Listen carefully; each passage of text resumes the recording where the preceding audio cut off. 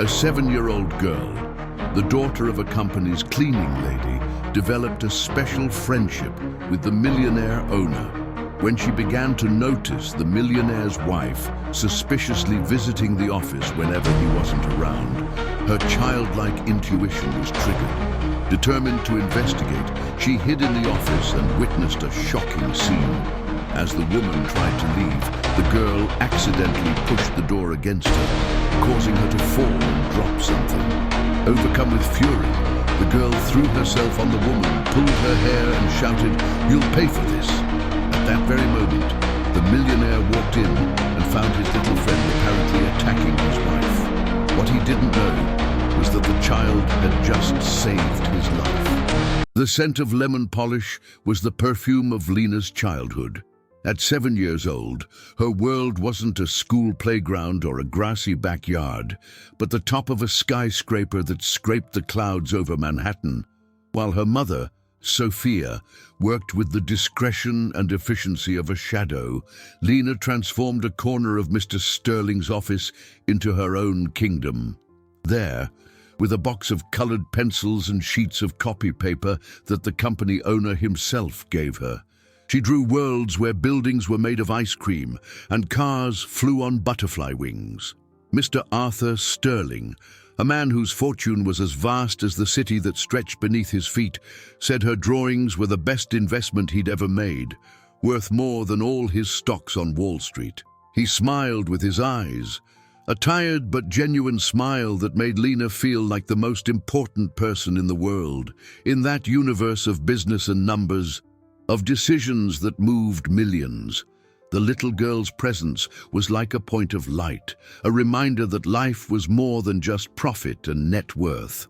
That afternoon, the setting sun painted the sky orange and pink, and the light flooded the room, making the acrylic awards on the shelf glitter.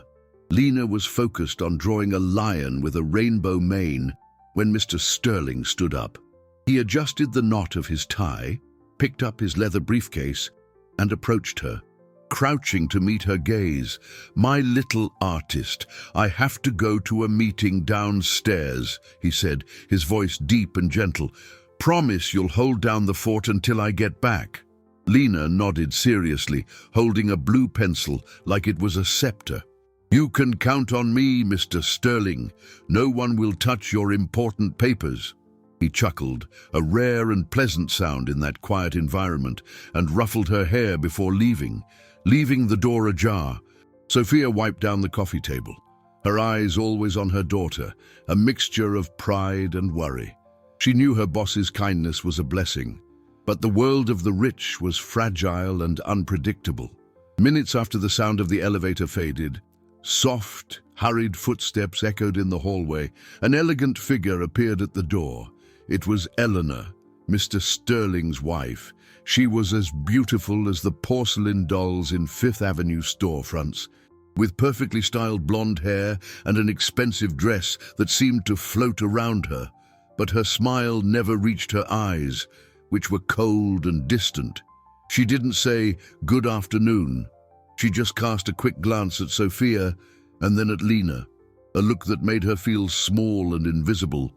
Lena hunched her shoulders and focused back on her drawing, but her senses were on high alert. There was something in the way Mrs. Sterling moved, a nervous urgency that didn't match her calm appearance. She wasn't there to wait for her husband. She behaved like an intruder. Eleanor walked directly to her husband's imposing mahogany desk, her stiletto heels sinking silently into the plush carpet. She didn't look at the view, didn't touch the framed family photos.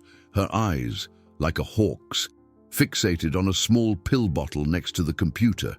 It was Mr. Sterling's heart medication. Lena knew because he took it every day after lunch. The woman reached out, her long, slender fingers trembling subtly as they hovered over the bottle. She didn't touch it, but her gaze was so intense, so charged with an emotion Lena couldn't name, that a shiver ran down the girl's spine. It wasn't concern, it wasn't love.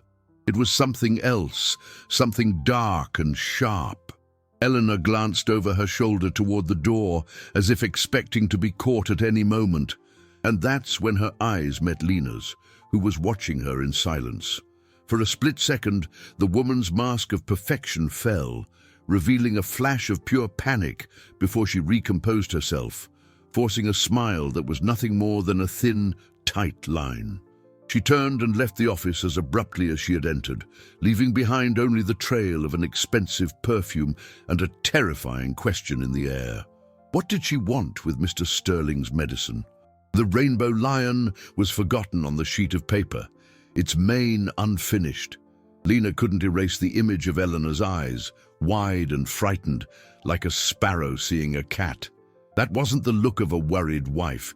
It was the look of someone doing something wrong who had just been caught. She hugged her knees, the blue pencil still loose in her hand. Her mother, Sophia, finished cleaning the room and came over.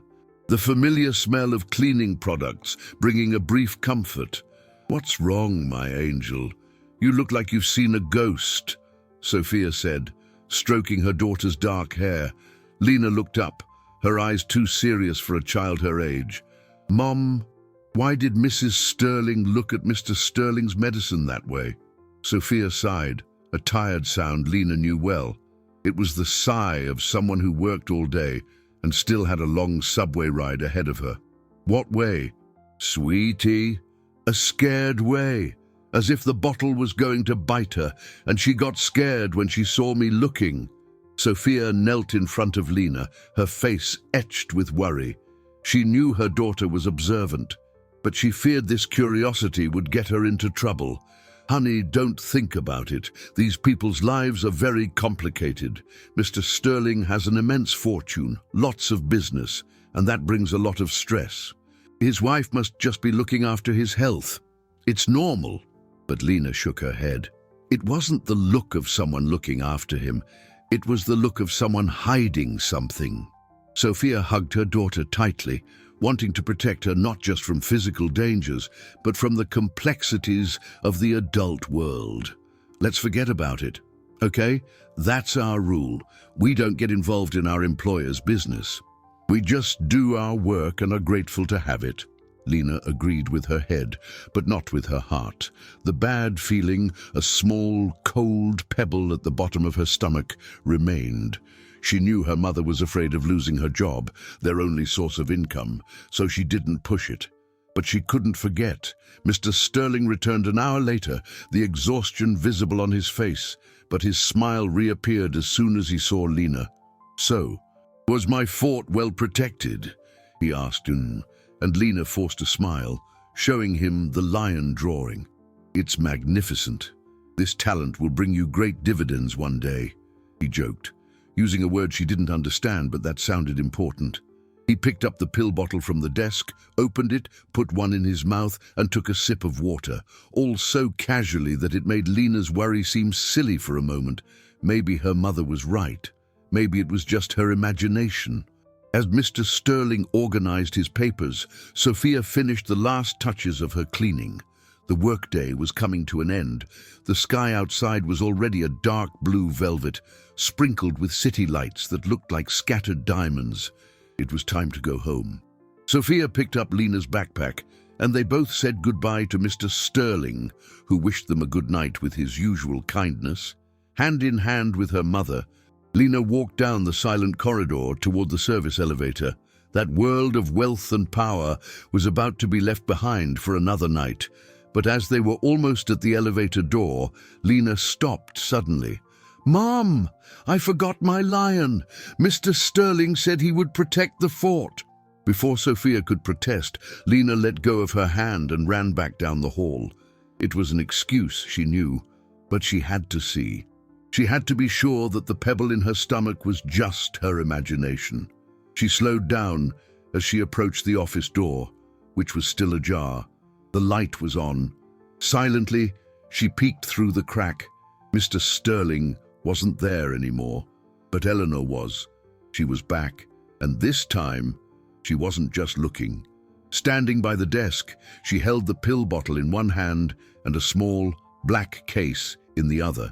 The black case was small and discreet, but in the elegant dimness of the office, it looked sinister. Eleanor opened it on the mahogany desk with surgical precision, revealing a dark, velvet-lined interior.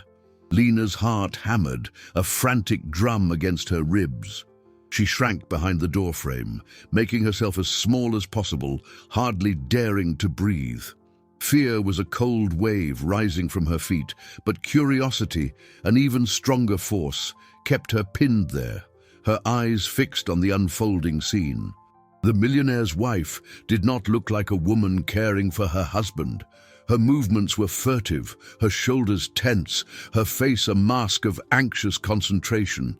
She kept glancing at the door, as if at any moment Mr. Sterling or anyone else could appear and catch her in her secret act. From inside the case, Eleanor removed an object that glinted under the desk lamp, a small syringe with a thin, silver needle. Lena held her breath. Her mother had taught her to be afraid of needles. They were for doctors and moments of pain. Seeing one there, in that woman's hands, far from a hospital, was deeply unsettling. Eleanor took Mr. Sterling's pill bottle, unscrewed the cap, and poured some of the small white tablets into her palm. With her other hand, she handled the syringe with a dexterity that surprised the girl. The needle's tip pierced the surface of one of the pills, and with a quick, almost imperceptible movement, she injected a clear liquid inside it. She repeated the process with 2 or 3 more pills, her eyes focused, her jaw tight. It was a silent, terrible ritual, performed with a chilling calm. Lena felt a lump form in her throat. She didn't understand chemistry or medicine, but her intuition screamed that this was terribly wrong. Nobody put things inside medicine with a syringe. Medicine was for healing, for helping. This gesture, however, felt like the opposite. It felt like contamination, a violation. After tampering with the pills, Eleanor carefully placed them back in the bottle, mixing them with the others so that nothing looked out of place. She put the syringe back in the black case, closed it with a soft click, and placed the bottle exactly where it had been before. Everything looked normal again, as if nothing had happened. But Lena had seen, and what she saw turned the cold pebble in her stomach into a block of ice. The woman was poisoning Mr. Sterling. The word exploded in her mind with the force of a shocking revelation. She didn't know how or why, but she was sure of it. Eleanor turned to leave, and panic seized Lena. She needed to hide, to get out of there before she was discovered. In her desperation to back away without making a sound, her foot hit the small metal trash can next to the door. The sound, a muffled clank, echoed in the silent hallway like a gunshot. Eleanor's eyes widened, fixing on the ajar door. "Who's there?" Her voice was sharp, devoid of any sweetness. Lena threw herself backward, her heart in her throat, and started running down the corridor, not looking back. Her small feet flew over the carpet, the sound of her own heartbeat drowning out her mother's distant, irritated call. "Lena, where have you been? What happened?"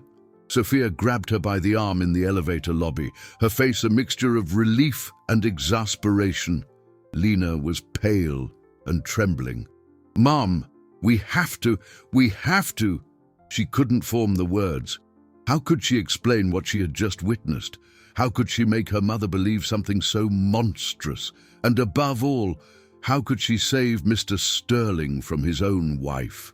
At that moment, in the luxurious hallway, Lena realized the weight of the secret she had just discovered was far too heavy for her small shoulders to bear. The subway ride home to Queens was a silent blur. The clatter of the train, the sway of sleepy passengers, the blinking city lights, none of it could penetrate the fog of fear and confusion that enveloped Lena. She nestled against her mother's body, seeking the warmth and safety she always found there, but for the first time, she felt that not even Sophia's embrace could protect her from what she had seen. How could she tell her mother that the boss's elegant wife, the woman who lived in a house that looked like a palace, was trying to harm her own husband? Sophia already lived in fear of losing her job for any misstep. An accusation like that, coming from a child, would be seen as madness, a dangerous fantasy that could cost them everything.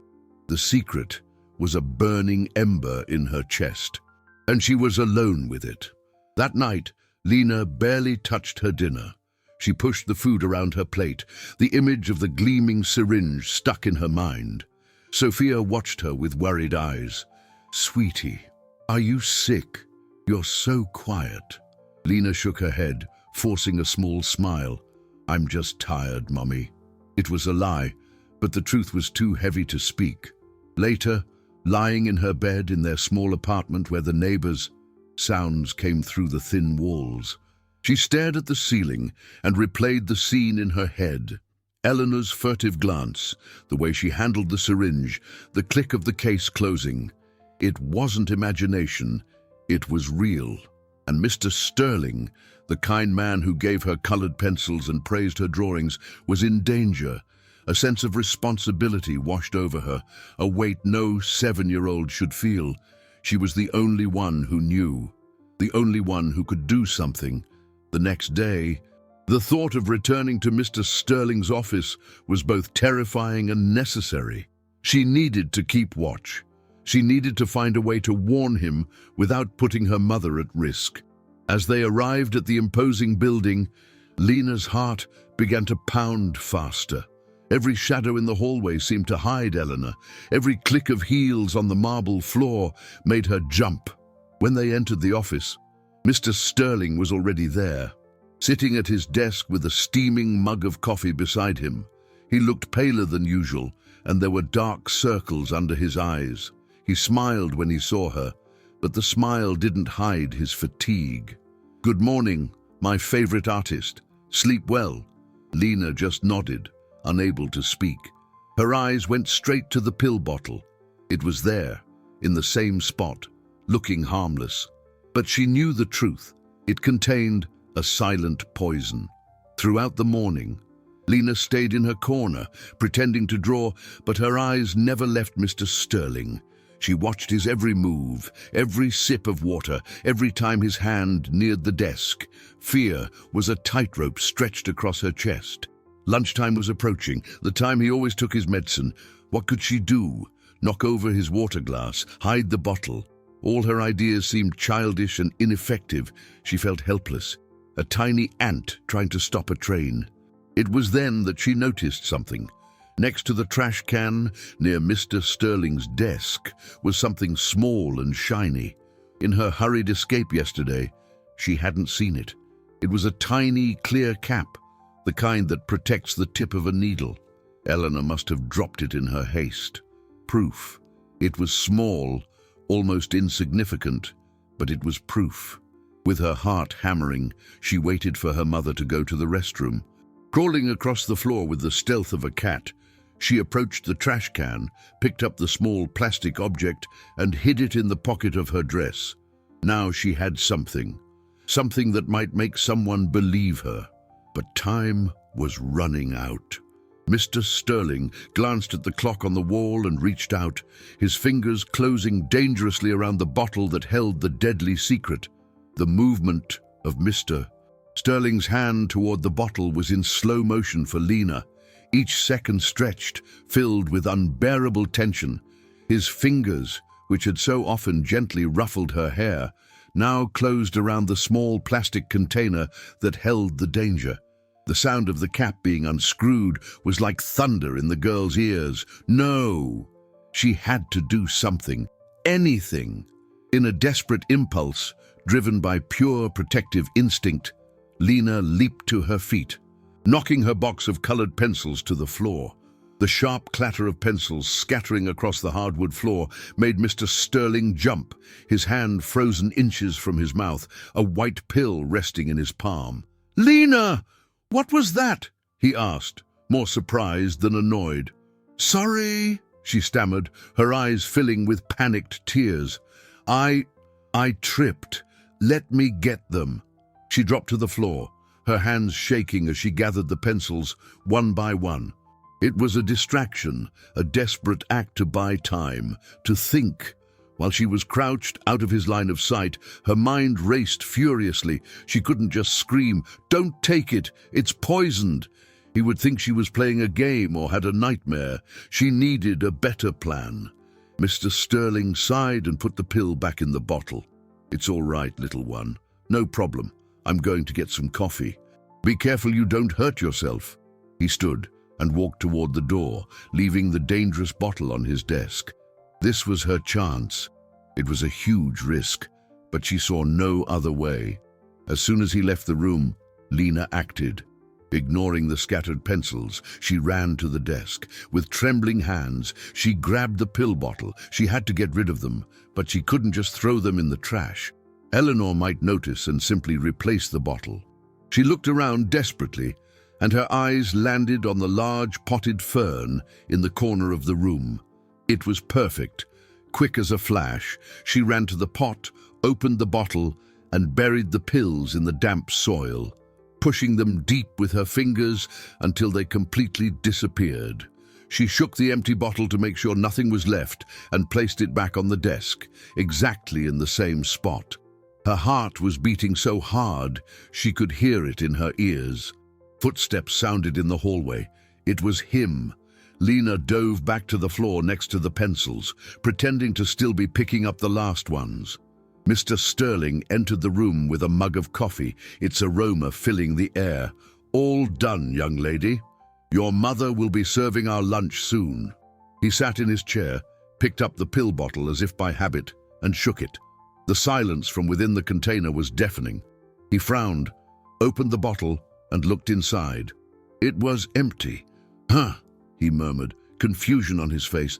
"I was sure there were still several in here. I must be more tired than I thought." He stood up. "I'll have my assistant get more from the pharmacy." Lena felt a wave of relief so intense she almost felt dizzy. It had worked. She'd bought him time, but for how long? Eleanor would surely notice the empty bottle, and her ruse would be discovered. That afternoon, a new assistant brought a new box of medicine for Mr. Sterling. He took a pill in front of Lena, and for the first time that day, she could breathe deeply. He was safe, at least for now. But the victory was temporary, and the fear soon gave way to a new anxiety. Eleanor would be back. She would find out, and what would happen when she realized her plan had been thwarted by a 7-year-old child? The thought was terrifying. At the end of the day, as she packed up her drawings, Lena felt the small piece of plastic in her dress pocket, the needle cap, the only proof she had. She knew she needed to show it to someone, but who? Her mother was scared. And Mr. Sterling, would he believe her over his own wife? As she was leaving the room, hand in hand with Sophia, she turned for one last look at the office. And her blood ran cold, standing in the doorway, watching them with a cold, calculating gaze that didn't hide her fury, was Eleanor. She didn't say a word, but her eyes said everything. She knew. The hallway seemed to shrink, the air growing thin. Eleanor stood in the doorway, not as a physical barrier, but as a wall of ice. Her smile was a thin red line, a razor blade painted on her lips, and her icy blue eyes were fixed on Lena, completely ignoring Sophia's presence. Sophia's hand tightened around Lena's, an instinctive gesture of protection. "And Mrs. Sterling, good evening. We were just leaving," Sophia said, her voice a little shaky, trying to pull her daughter aside to get past the woman. But Eleanor didn't move. She took a step into the office, forcing them to retreat. "Sophia, dear, a moment," she said, her voice as smooth as silk, but with a thread of steel beneath it. "Your daughter, she's a very observant little girl, isn't she?" Lena felt the plastic of the needle cap in her pocket. It was a tiny, secret weapon, but against Eleanor's imposing presence, it felt useless. She looked at her mother's face and saw pure fear etched there. The fear of losing her job, of not being able to pay the rent, of returning to the uncertainty they had fought so hard to leave behind. "She's just a child, Ma'am. She's quiet. She doesn't cause any trouble," Sophia answered quickly, placing herself slightly in front of Lena. Eleanor let out a low, humorless laugh. "I'm quiet? I wouldn't say quiet. I'd say curious, and curious children sometimes stick their noses where they don't belong. Her gaze dropped to Lena's hands, as if she could see through the fabric of the dress to the secret she was hiding. My husband told me an interesting thing. He said that today, when it was time for his medicine, the bottle was empty, and he remembered that little Lena made quite a scene right at that moment. A coincidence, don't you think?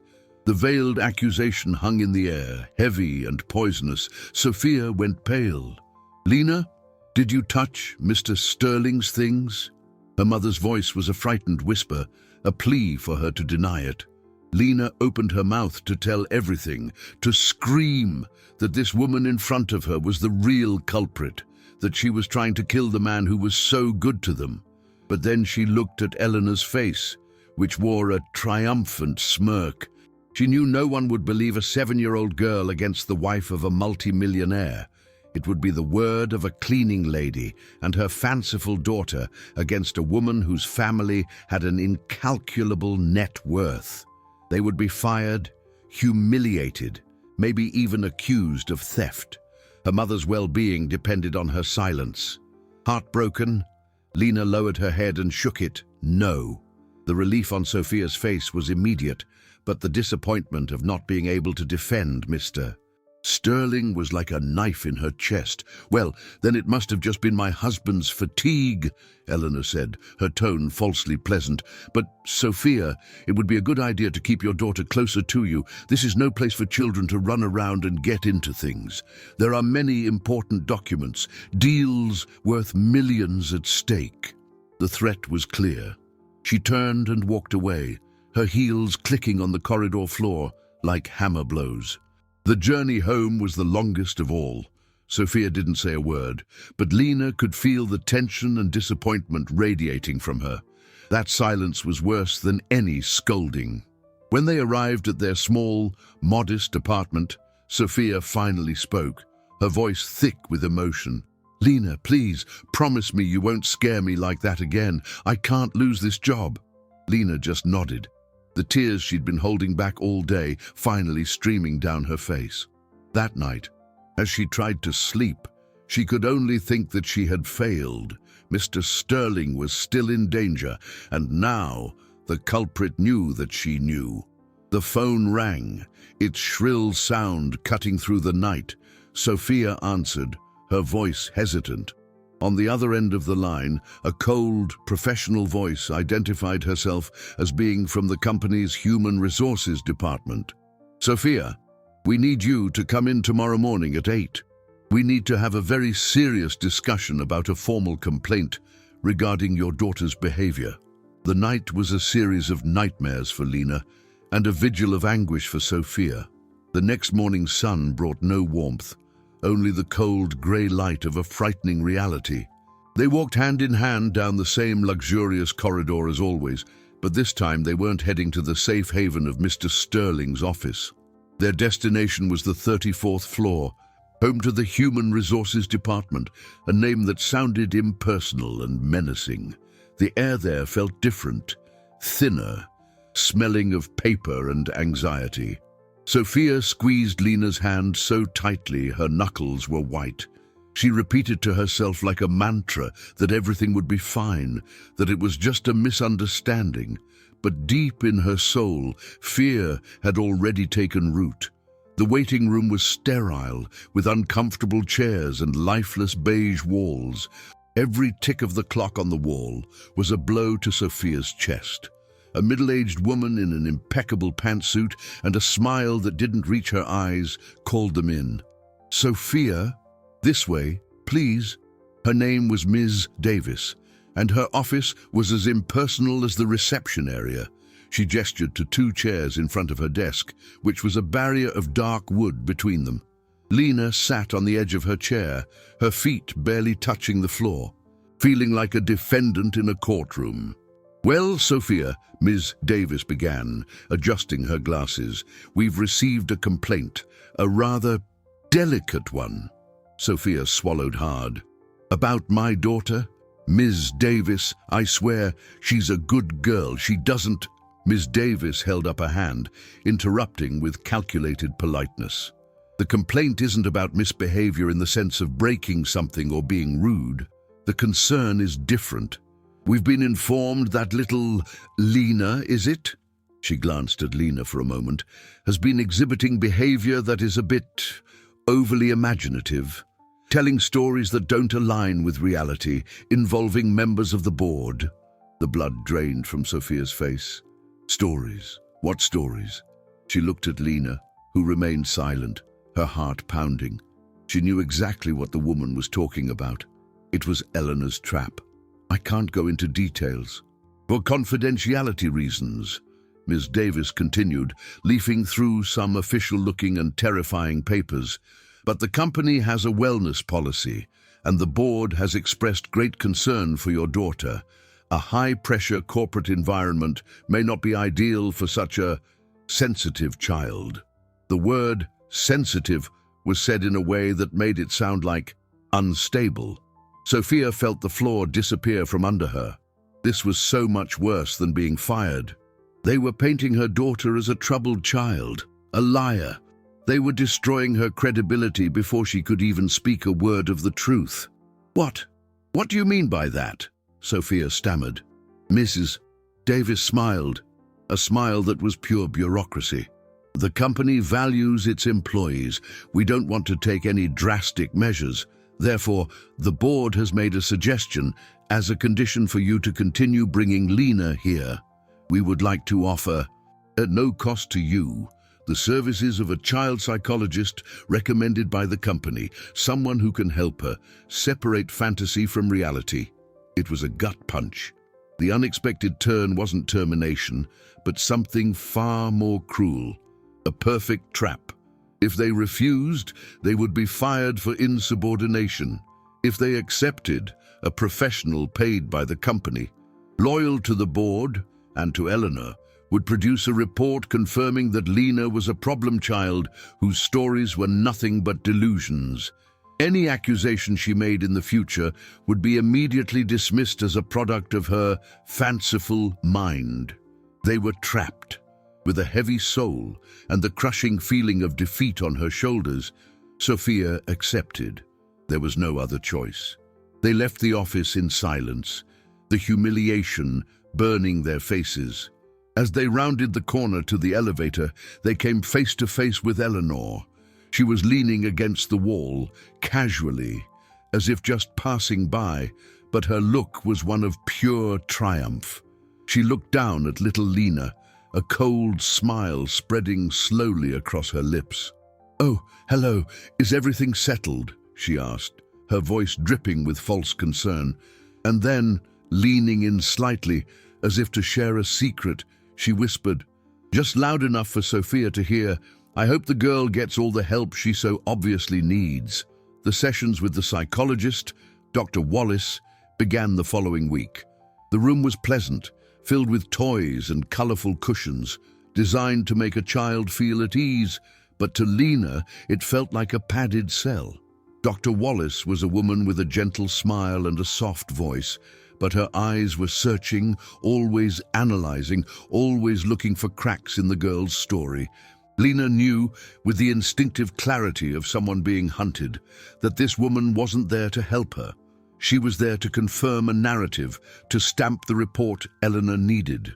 During the sessions, Dr. Wallace asked Lena to draw her family, her fears, her dreams. Lena drew rainbow lions, houses with gardens, and her mother smiling. She did not draw syringes, pill bottles, or women with eyes of ice. She shut down, building a fortress of silence around her secret. Meanwhile, the atmosphere in Mr. Sterling's office had subtly changed. He was still kind to Lena, but there was a new layer of caution in his gaze, a shadow of doubt planted by his wife's silent campaign. "How are the talks with the doctor going?" he asked one day, his tone a little too casual. "Is she helping you feel better?" Lena just shrugged, feeling the distance between them grow. He, the man she was trying to protect, now saw her as a fragile, confused little girl. The humiliation was a bitter taste in her mouth. Eleanor, for her part, made more frequent visits to the office.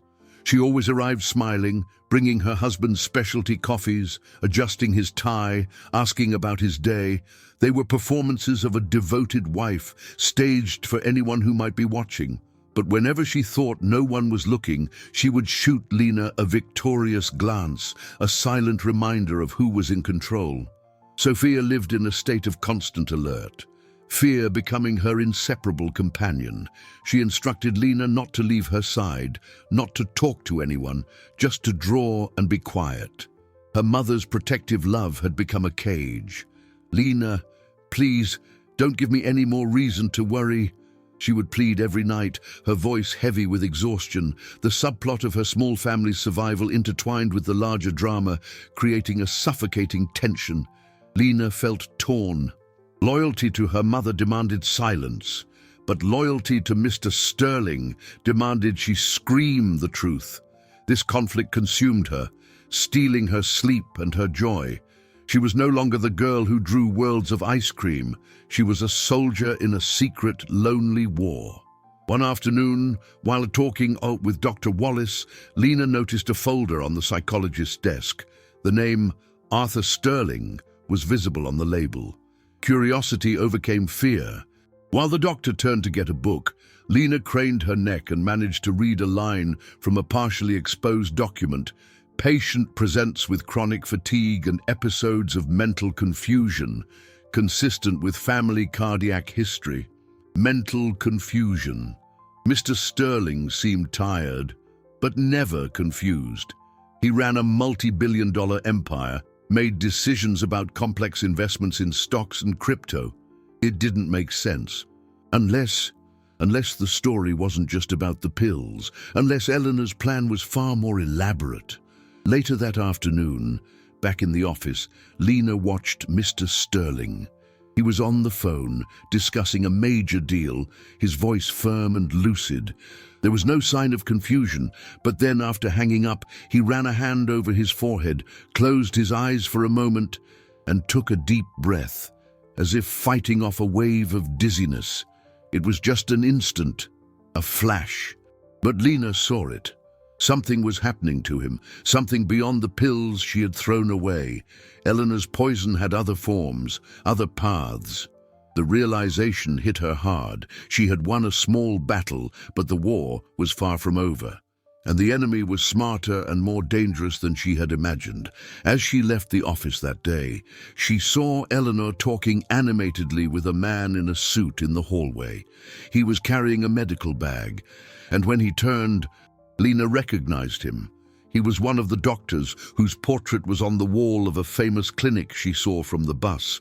What would a renowned doctor be doing here, talking in secret with the boss's wife? The image of the doctor talking with Eleanor was seared into Lena's mind, a loose piece in a puzzle that was becoming increasingly frightening. She didn't know his name, but his face was unmistakable. The next day, on the way to work, she pressed her face against the cold bus window, her eyes scanning every billboard, every building facade. And then she saw it. An ad for a luxury clinic displayed the photo of the same man, smiling and confident. Below the photo, the name Dr. Evan Michaels, cardiologist. Lena's heart leapt, a heart specialist. The connection was obvious and terrifying. Eleanor wasn't acting alone. She had an accomplice, a doctor who, instead of saving lives, seemed to be helping to destroy one. The discovery gave Lena a new sense of urgency, but also of powerlessness. How could a 7-year-old girl unmask a respected doctor? Eleanor's campaign to discredit her was working perfectly. Anything she said would be interpreted as just another of her fantasies. She was trapped in a web of lies, and every move she made to free herself only seemed to entangle her further. The sessions with Dr. Wallace became a chess match. The psychologist tried to extract confessions of an overactive imagination, and Lena responded with monosyllables and drawings of flowers. She knew she was being evaluated, that her every word was being weighed and catalogued. The pressure was immense, forcing her to develop a maturity and cunning far beyond her years. Lena's internal conflict deepened. She saw her mother's silent suffering, the constant fear in her eyes, and felt guilty for dragging her into this nightmare. Protecting her mother meant staying silent, but protecting Mr. Sterling, the man who saw an artist in her and not just the cleaning lady's daughter, demanded that she act. One afternoon, while Sophia was cleaning the conference room adjacent to the main office, Lena found an opportunity. The door connecting the two rooms was ajar.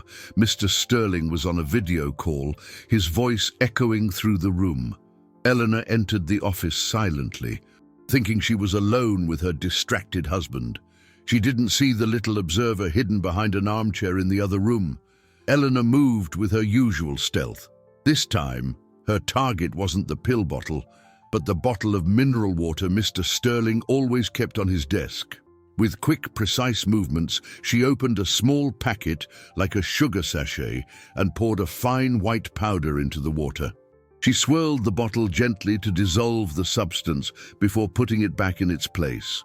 The act was so fast, so subtle, that anyone not paying close attention would never have noticed. Lena felt her blood run cold. This was why he felt dizzy.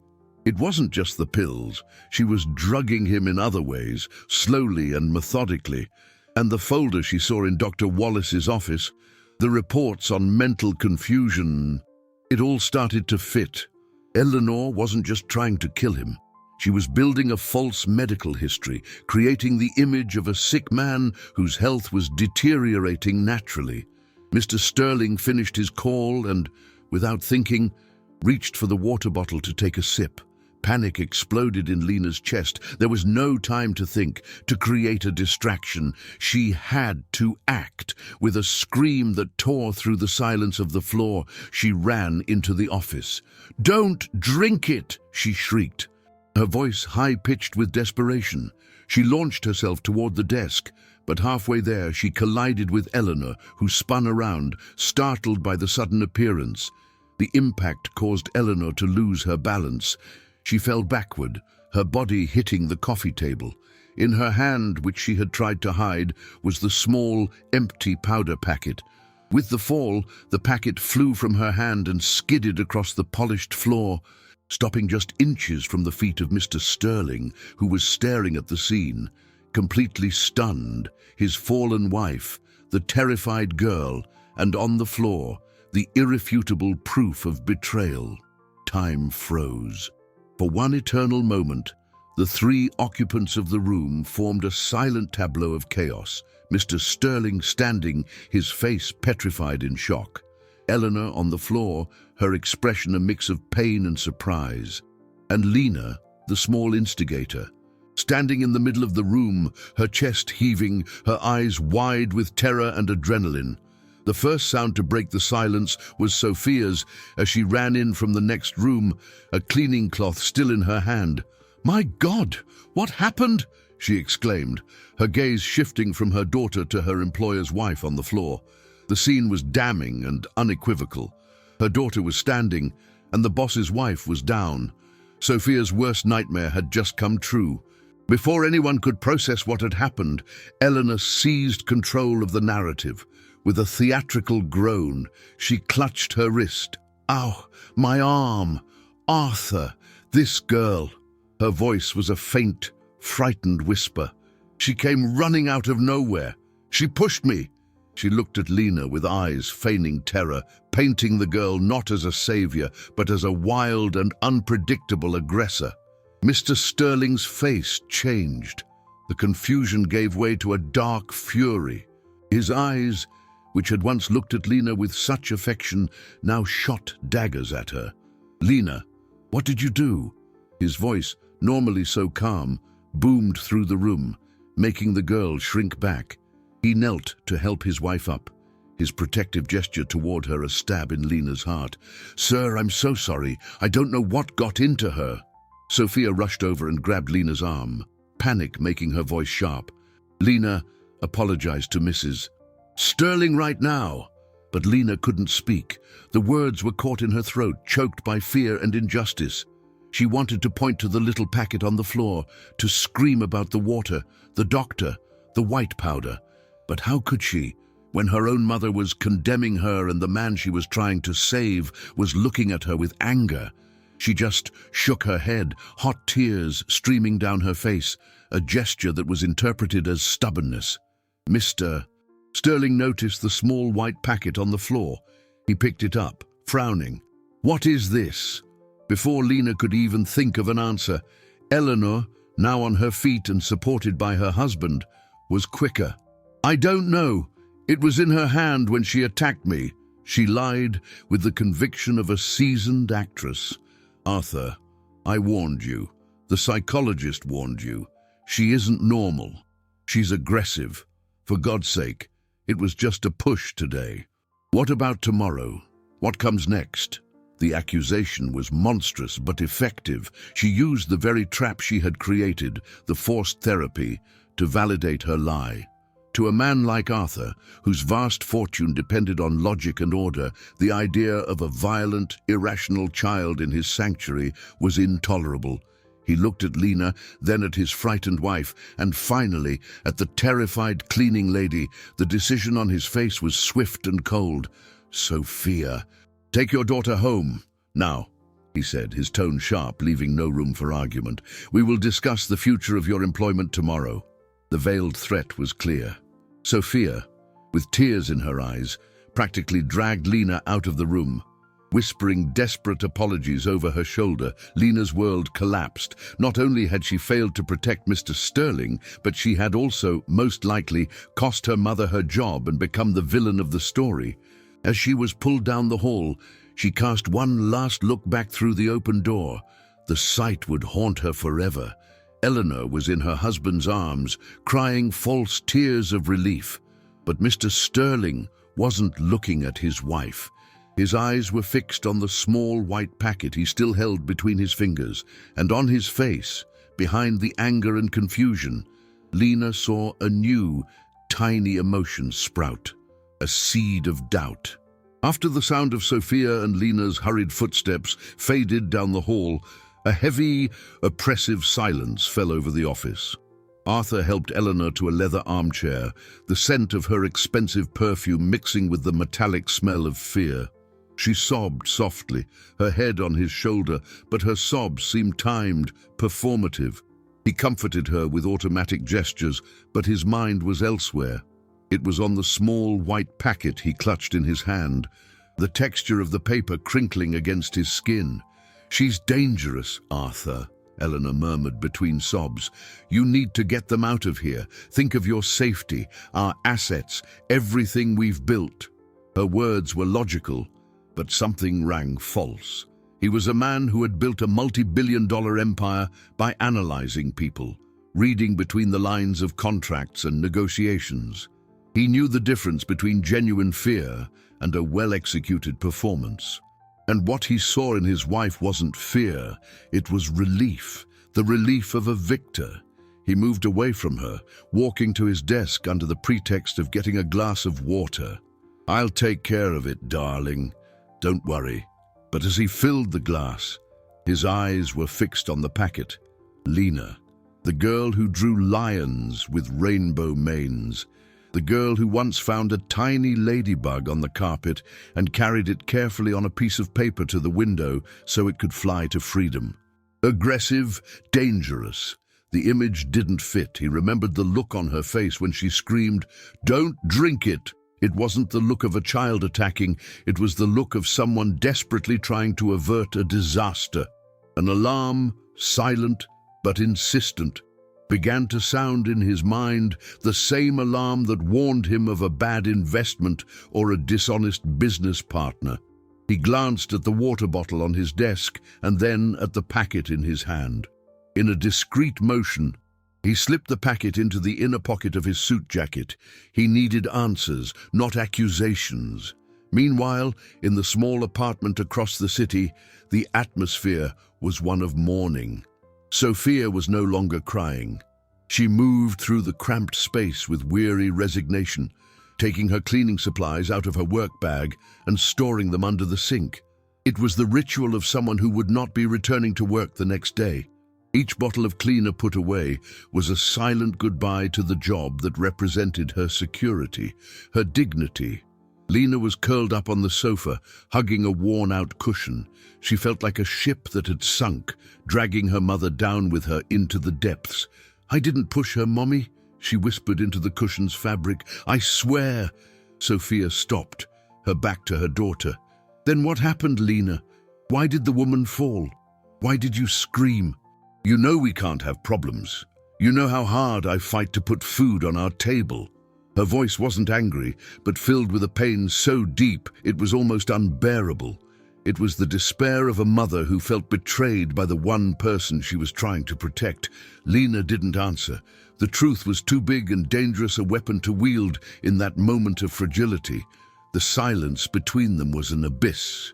Back in the skyscraper, long after Eleanor had gone home, Arthur was alone in his office. The city outside was a sea of glittering lights, but he only saw the darkness of the betrayal surrounding him. Hours earlier, he had sent the packet for urgent, confidential analysis at a private lab. The result arrived in his encrypted email, a potent, unprescribed beta blocker that, in combination with his regular heart medication, could induce severe arrhythmia, simulating a natural heart attack. The truth hit him with the force of a punch. Lena wasn't lying. She was saving him. The anger he had felt toward her morphed into overwhelming shame and a chilling fear. If Eleanor lied about this, what else had she lied about? His eyes scanned the room for answers and stopped on a discreet point on the ceiling, the security camera. With trembling hands, he entered his password into the system. He pulled up the recording from that afternoon, from the angle covering his desk. He hit play and watched himself on the video call, saw Eleanor enter, the subtle motion of her hand toward the water bottle, the white powder falling, and then the door opening and the small figure of Lena running toward him. And he saw it clearly. Lena didn't push her. She stumbled into Eleanor, who turned and threw herself backward in a calculated, dramatic fall. It was all a sham. The revelation landed on Arthur with the weight of a concrete slab. The security camera footage, replaying in a silent loop on his computer screen, left no room for doubt. Eleanor's fall, Lena's scream, everything reconfigured in his mind. It wasn't an attack, it was an interception. The little girl, whom he had treated with fury and suspicion, was the only person trying to keep him alive. Shame was a fire burning in his chest, consuming the pride and certainty that had always defined him. He, the business magnate, the man who prided himself on his ability to read people, had been deceived under his own roof by the woman who slept beside him. The extent of the betrayal was vast, an abyss opening at his feet. The powder in the water, the accomplice doctor, the lies about Lena's instability. It was a complex and cruel conspiracy, designed to lead him to his end, slowly and naturally. His first impulse was to call the police, his lawyers, to destroy Eleanor with the full weight of his fortune and influence. But he paused. This was too big, deeper than a simple greedy murder attempt. If a renowned doctor was involved, there could be others. Exposing Eleanor publicly might alert her accomplices, giving them time to disappear, to destroy evidence. And above all, there was Lena. He had to fix what he had broken. He had to repair the terrible injustice he had committed against the girl and her mother. Their safety became his absolute priority. He didn't sleep that night. His mind, accustomed to calculating risks and returns on investment, now worked on a new strategy, a silent counter-offensive to protect his life and bring the guilty to justice, but on his own terms. The next morning, Sophia awoke with a heavy heart, preparing for the most difficult day of her life, the day she would be officially unemployed. She looked at Lena, sleeping fitfully, and felt a wave of love and desperation. She didn't know how she would tell her daughter they would have to move, that life as they knew it was over. Just then, her cell phone rang, the unknown number making her heart leap with anxiety. It was HR, she thought, calling to formalize her termination. With a trembling hand, she answered. "Hello?" The voice on the other end wasn't Ms. Davis from HR. It was the deep, calm voice of Mr. Sterling. "Sophia, good morning. It's Arthur. Please, don't worry about anything. Just come to the office at the usual time and bring Lena. I really need to speak with both of you." His voice was different. There was no anger, only a serious urgency and a tone that bordered on a plea. The trip downtown felt surreal. Sophia didn't know what to expect. A face-to-face firing, a final humiliation. But something in her boss's voice made her obey. When they reached the executive floor, the assistant guided them directly into the office. Arthur was standing by the window, looking out at the city.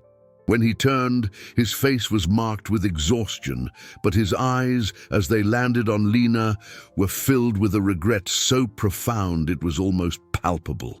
"Lena," he began, his voice thick with emotion, "I need you to forgive me. I was blind, I was a fool, and I was unjust to you." He knelt in front of her, the billionaire humbling himself before the cleaning lady's daughter. "You tried to save me, and I didn't listen. I didn't see. You are the bravest person I have ever met in my entire life." The tears Lena had been holding back for days finally came, a flood of relief and validation. Sophia watched, stunned, not understanding the turn of events. Arthur then turned to her. "Sophia, your daughter saved my life, and I put you both in terrible danger." He told them everything, the powder in the water, the lab report, the camera footage. With each word, Sophia's face went from fear to disbelief, and finally to absolute horror. The truth was more monstrous than anything she could have imagined. "But now," Arthur continued, standing up, determination hardening his voice, "we are going to put an end to this, together. But to do that, I need Lena's help one more time. I need her to be strong and brave just a little longer." He looked at the little girl, whose eyes, though tear-filled, shone with a new strength. "Eleanor and her accomplices have scheduled a meeting this afternoon in this boardroom to discuss the transition of my business due to my fragile health. They don't know that I know everything, and you, Lena, will be my star witness. You will tell everyone what you saw. From the very beginning, the boardroom, normally a stage for high-stakes negotiations and market-shaping decisions, transformed into a silent courtroom. The air was thick, charged with the electricity of secrets about to be revealed. Arthur sat at the head of the long glass table, his face a mask of calculated calm. Beside him, in a chair that seemed too large for her, sat Lena, holding her mother's hand tightly. Sophia, for her part, was pale, but anew. Fierce determination was in her eyes. They were no longer frightened victims. They were witnesses to the truth. One by one, the conspirators arrived, oblivious to the trap awaiting them. First, Eleanor, radiant in an elegant dress, smiling at her husband with a false solicitude that now seemed grotesque. Then, Dr. Evan Michaels, the cardiologist, with his arrogant posture and leather briefcase. And finally, two men in dark suits. Board members Eleanor had co-opted for her plan, promising them a larger slice of the company's assets. "Thank you all for coming," Arthur began, his voice resonating in the room. "As you know, my health has been a concern, and Eleanor, my devoted wife, organized this meeting to discuss the future." Eleanor smiled, placing her hand on his. "We're all here for you, dear." The others nodded, their expressions a mix of false compassion and poorly disguised greed. Before we discuss the future of my business, my stocks, and my inheritance," Arthur continued, his gaze sweeping over every face in the room, "there is a witness I would like you to hear. Someone with a unique perspective on my health." He gestured toward Lena. A murmur of confusion rippled through the room. Eleanor's smile faltered. "Arthur, what is this?" What is this child doing here? Didn't we agree she has issues? Let her speak, Arthur said, his tone leaving no room for argument. All eyes turned to the little girl.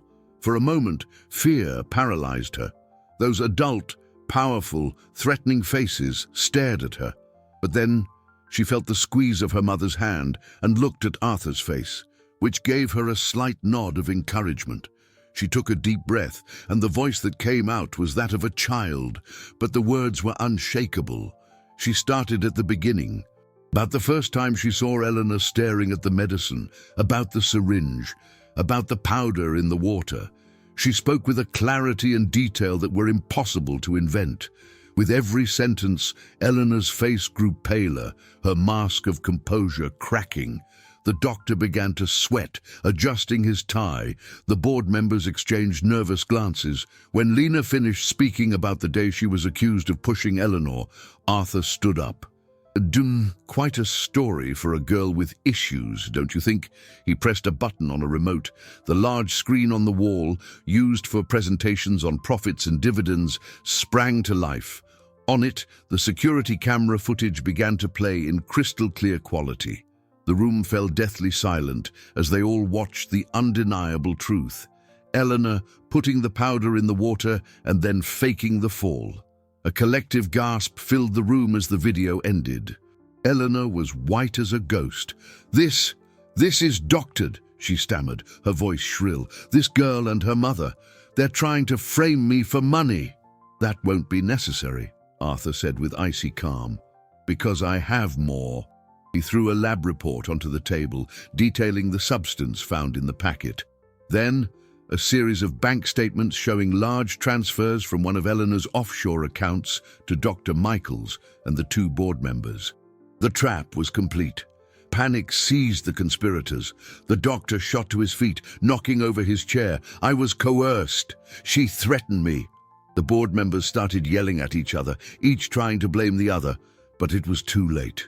The boardroom door opened, and two uniformed police officers entered, accompanied by a detective in a suit. Justice, which had seemed so distant, had arrived. As the culprits were led away, Eleanor's gaze met Lena's one last time. There was no hatred in her eyes, only the emptiness of defeat. The girl she had underestimated, the cleaning lady's daughter, had brought down her empire of lies. The dust settled, but the echo of the dramatic events remained. The story of the conspiracy was hushed up in elite circles, handled with the discretion that big money can buy. The guilty faced justice, but without a media spectacle. Eleanor, in a final twist, claimed she was also a victim, blackmailed by her accomplices who planned to betray her after securing the inheritance. Her greed had led her into a trap from which she could not escape. For Arthur, this revelation brought no forgiveness, only the sad confirmation that avarice was a poison that consumed all it touched. The greatest victory for him was not the punishment of the guilty, but the chance to rebuild his life on a foundation of truth and genuine loyalty. He looked at Lena, who was now doing her homework at a small desk he'd had installed in a sunny corner of the office. The girl who had faced down corrupt adults and saved his life was now concentrating on math problems with the same seriousness. She had lost some of her innocence, it was true. She had seen the darkest side of the adult world, but her courage had not been broken. On the contrary, it had been forged in steel. She was living proof that the most heroic acts often come from the smallest and purest of hearts. The desk where the tainted medicine once sat was now covered in colorful drawings she made for him, a cash flow of affection worth more than all his financial assets. One day, Arthur called Sophia and Lena for a talk. He wasn't sitting behind his imposing mahogany desk, but in an armchair beside them, at their level. I've spent my life accumulating wealth, he began, his voice reflecting deep introspection. I built a fortune, invested in stocks, gold, even Bitcoin. But I almost lost the only thing that truly matters, my life. And I lost it to people who were supposed to love me, while I was saved by people I barely knew. He looked at Sophia, whose face now showed a calm and strength she hadn't possessed before. "Sophia, I don't want you to clean my office anymore. I want you to run it. I'm offering you a position as the administrative manager for this entire floor, with a salary that will ensure you never have to worry about rent again." Sophia's eyes filled with tears, but this time they were tears of gratitude. He then turned to Lena. "And you, my little guardian, I don't have children, and I've realized that a true inheritance isn't the money or assets we leave behind, but the love and security we provide to those who matter." He hesitated, emotion choking his voice. "I would like, if you both would allow me, to become part of your family. I would like to legally adopt you, Lena, to give you my name, to ensure you have the best education, the best opportunities, and that you never have to be afraid again. I want to be the father that fate never gave me the chance to be." Lena looked at her mother, who nodded with a radiant smile through her tears. The girl then stood up, walked over to Arthur, and hugged him with all her might. In that embrace, a new family was born, not of blood, but of courage, loyalty, and love. The millionaire who almost lost everything learned that the greatest investment of his life wasn't on the stock market, but in the heart of a 7-year-old girl. Weeks after that fateful afternoon, the office was different. There was a small play area where business files used to be. The smell of expensive coffee now mingled with the scent of crayons. Lena played happily, her laughter echoing through the once silent and tense space. She had discovered that sometimes children see truths that adults refuse to, and that courage can change the world. Arthur watched her, a genuine smile on his face. The company that had been a stage for betrayal had been transformed into a home, proving that the greatest fortune a man can have is not measured in dollars, but in the unbreakable bonds of the family we choose.